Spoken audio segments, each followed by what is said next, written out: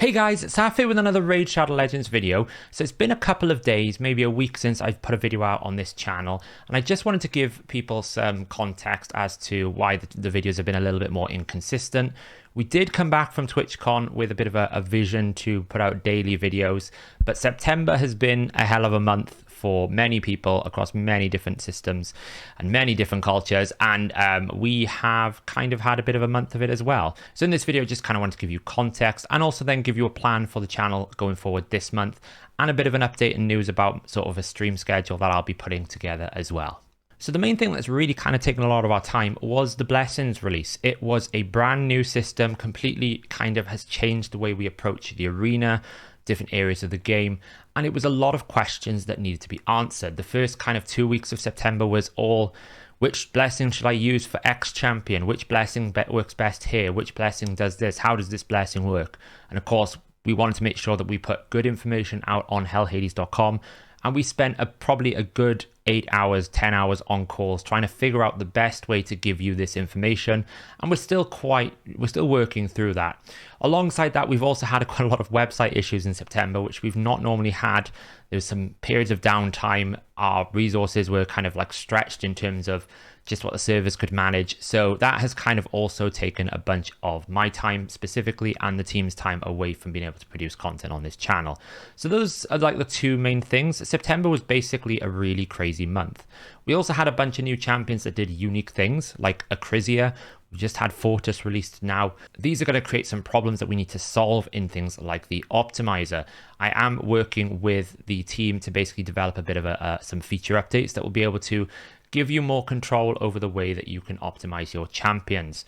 We have had also a lot of requests for things like better filtering in the team suggestions, better ways to find stages, tools, information when we're doing the battle tab. There's lots of little things that actually will add a lot of experience that we're working on constantly in the background. It doesn't probably seem like it's being worked on, but it is. Hopefully this month and the next month we should be able to bring some of these really high requested items to the website, to the optimizer. We've also just come back from Romania, so obviously we've been away the last weekend. We were celebrating Odd One Gaming and Ivy League Gaming's wedding. They were kind and gracious enough to give us an invite, and we flew over there and we got the full Romanian cultural experience. It was wonderful. It was a lot of food, a lot of drinking, a lot of spinning, dancing. I did give it a go. There won't be any video evidence. Don't ask for it. However, that obviously took us out on a weekend as well. And there were some membership issues. If you've been messaging us on the website in terms of my membership has lapsed, we have fixed that now as well. So hopefully now the website should be back into a bit more of a stable state for us, and we will be back on making videos. I also personally had a personal project. I was completing a master's in philosophy for some reason. I know it doesn't make sense to many, but my dissertation was also due in September, so that obviously again took time away from developing content. But all of that is past, so this month, fresh month, we have lots of content on this channel to bring you. Today I'm just doing a bit of a quick update. We're going to be pulling some of my shards that I got from Hydra, the souls, see what we get in our 11 soul stones, and we are also going to just have a quick discussion about the fusion that's going on, why I'm kind of going for it even though I'm not going to use the champion, and a bunch of different things. Later on this week, I've got a video coming out on why Mighty Ugo's passive is doing what it's doing, why it's not as good as we thought it was going to be when we read it, but it's still a pretty good champion. I've looked into the data and I think I've spotted the problem, so keep an eye out for that video. We also have a damage assessment video. We're going to look at the math of the new Baron changes to have a look at the changes for his Sky Piercer ability and have a look at kind of a before and after. I've done a clan boss run with similar abilities. I just had to adjust his gear slightly for the extra 10 speed, but we can see kind of like what kind of damage he's doing now. And also I got some blessing spotlights coming out on Soul Reap as well. So the content is going to be pretty busy. I'm also going to be looking to start streaming on YouTube. This is kind of a decision we're making just because of the changes on Twitch, and we're just going to give it a go, see what it looks like. I'll probably be streaming some Raid as well as other games. Lord of the Rings Online is something I will probably be playing a fair bit because I'm getting back into that in my free time. So if you want to hang out, chill, I'll probably be looking to do a stream either tonight or tomorrow, and it will be on different days. Obviously, Hellhades streams Tuesday, Friday, and Sunday. I'll be doing in the middle, so you don't have to choose basically between the main boss and myself. So let's pull some souls. I'm going to be saving my shards, obviously, for the weekend. We're not doing any of that kind of shard pulling. There's no events on right now. I've got 11 soul stones. I got about 9 from Hydra this week, and I farmed up a little bit from the Iron Twins, and we had some in the events as well. So I was able to pull 11. We're going to have a look what we get. In my wish list still, I'm still prioritizing Clan Boss just because I'm having a lot of fun. Just in terms of pushing the Clan Boss damage to sort of more extremes. We've got a few different rares for Hydra and different things. And obviously Baron being Baron, I'd love to get a 6-star Baron if possible. So let's pull some soul stones. What are we going to get? I wouldn't mind any other legendaries. Oh, we got an epic. Okay, a 1-star Rectored Wrath. It's not terrible. I don't really use my Rectored Wrath, to be honest, but she does have some use in different places.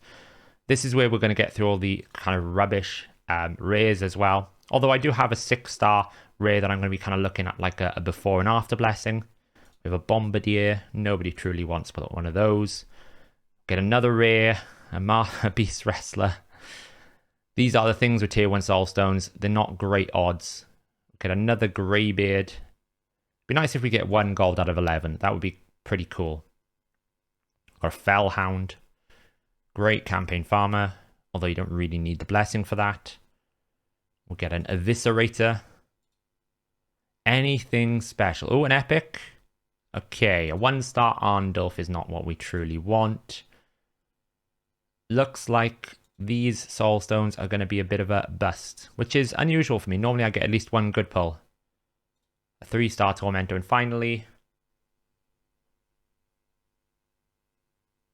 a 5-star Wyvernbane. What even does Wyvernbane do? Rubbish decreased speed. Decreased turn meter. Oh, it is 100% AoE, 100% single target burn. But I mean, we're not really going to bless that champion, are we? So the last thing I wanted to quickly discuss was the new fusion. Now, I saw the kit and my initial reaction to it was, this is going to be like Ruel. Ruel hits really, really, really hard, probably harder than most people realize. The problem is, the moment he loses 1 hex, it just kind of loses all its potential value. And the reason for that mainly is because he requires 4 hexes to activate this passive here. On this second hit, will ignore 25% of each target's defense if there are 4 enemies under hex. That is a big damage loss. So even though he only hits 1 target once if they lose 1 hex debuff, losing that 1 out of 4 and leaving yourself on 3 hex significantly reduces the overall damage this can do. So if you could guarantee 4 hexes, this ability is probably the strongest damaging ability for Arena. It hits so hard. But in Arena, it's very difficult to sustain any form of debuffs. We have Stone Skin, we've got Resurgent, we've got Immunity sets, we've got Lightning Cage. You also have Sheep debuff now. All of these things stop you from being able to place debuffs. You can't now just get away with having a Madame Cerise to get rid of all those things. It just doesn't work like that anymore. So relying on a debuff to start with is a problem. And that's exactly what we get with Marinix here. Everything kind of requires to have Hex. She gets more attack if there's a Hex. She'll reset her A3 if there's a Hex. She'll do her she'll apply Unkillable if there's a Hex on a 2-turn instead of a 1-turn. She'll ignore Bolster if there's a Hex. But if there's no Hex, she's just a bog standard AoE nuker, and the damage is not good enough. She's barely above Kale for damage in some of these abilities. The A1 does hit quite hard if it can happen on the 4-hitter, and it will only do 1 double hit. So for example, you've got 2 hits here. They'll go attack once, have a 50% chance to attack 2 more times. If I manage to do that on the first hit, I can't then repeat that on the second hit. So at most, you'll only ever get 4 attacks here. But it's still pretty good if you get the 4 attacks. And to be honest, over 2 hits on a 50% chance, it's a reasonable likelihood that you're going to get the 4 attacks. It's not stronger than someone like a Phenax, someone like an Alika, someone like a Constantine, but it is still pretty strong damage. Why am I going for this fusion? I'm a bit of a collector. I can't help it. I went for the Lonotharo fusion, even though I eviscerated it and thought it was a terrible champion. It is something that you may be able to use in Hydra. Hex is okay. It is an AoE decreased defense, which is nice. I probably will pick this champion up and vault it just in case there is a use for it at some point in the future.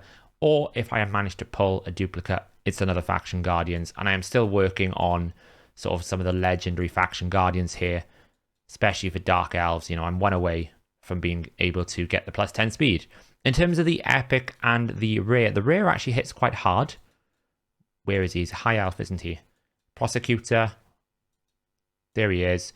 This ability here actually hits quite hard. It's Kale level damage, a little bit under, but it's pretty reasonable. He also has an increased accuracy, and he also has a decreased speed on a 75% chance. So for an Iron Twins champion, if you're sort of early to mid game and you need something for the Iron Twins, it's a pretty good shout. Obviously, his A1 is nowhere near as good as Armiga. Nobody really has much use in the game for heal reduction, but the increased accuracy on himself means that the decreased speed in Iron Twins will be much easier to place at higher levels if you are getting there. In terms of the epic, I need to do some testing on this champion because I really have no idea how this particular passive is going to interact with Jintoro's passive, which I think is obviously one of the main areas, which also does the same effect. Is it going to be a 1.5 plus 1.2, or is it going to be a 1.5 multiplied by 1.2? So is it going to be multiplicative or additive? That's what I need to test. So I'll be getting this champion as a duplicate and giving it a good go. It's a pretty good champion, to be honest. This will target the leader or the highest placed team champion in a team, probably, for this single target. It's a 15% turn meter fill. And if you are running lots of Shadowkin, so for the Shadowkin faction, you get an increased crit rate, increased crit damage, counterattack on a single target, a 15% fill on a 4-turn cooldown. It's not terrible. We also have an AoE decrease attack on a 100% chance. If you haven't got an AoE decrease attack in your account and you're a new or an early game player, that's great. This was an example of where I was critical of Ultimate Death Knight, and I know a lot of people said I was crazy for being so critical. I can do everything that Ultimate Death Knight does in Clan Boss, which is the most important area for an early to mid game to progress, with an epic here. With this one champion, he does the decreased attack here is everything that you need. So with that said, guys, I'm going to be going for the fusion. I'm a bit crazy. I don't actually think you need to go for this fusion. If you want to pick up some things along the way, maybe pick up the rare and pick up the epic in case you want to play with it. I think that's also a good idea. But with that said, I'll be back tomorrow with some more videos. And depending on how I get on today, I might be streaming later tonight on YouTube. I will put all the information in Discord if we are doing so. But thanks for being with us during this kind of tricky month, and I will catch you in the next video.